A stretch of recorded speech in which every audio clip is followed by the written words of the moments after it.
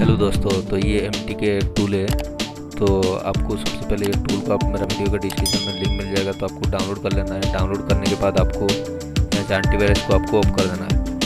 तो चलिए आपको सबसे पहले यहाँ पे एंटीवायरस को ऑफ कर देना है। तो ऑफ करने के बाद फाइल को आपको एक्सट्रैक्ट कर लेना है। तो इस तरह ये फाइल एक्सट्रैक्ट होगा। तो इसमें जितना भी MTK मोबाइल है, जितना भी आपको MTK CPU वाला मोबाइल है, सारा इसमें अनलॉक होता है। उसका स्क्रीन लॉक FRP, तो सारा लॉक जो है इसमें रिमूव होता है। तो चलिए आपको फाइल को एक्सट्रैक्ट कर लेना है इस तरफ। तो फाइल को एक्सट्रैक्ट करने के बाद इस तरफ फोल्डर में आएगा ये।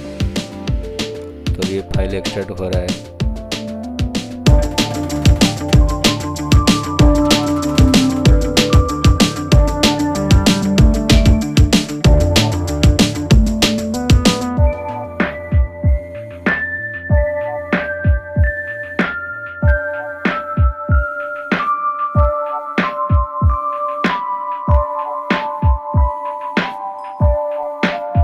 एक्सट्रैक्ट होने के बाद आपको इस तरह फोल्डर में नजर आएगा। तो यहाँ से आपको ओपन करना है।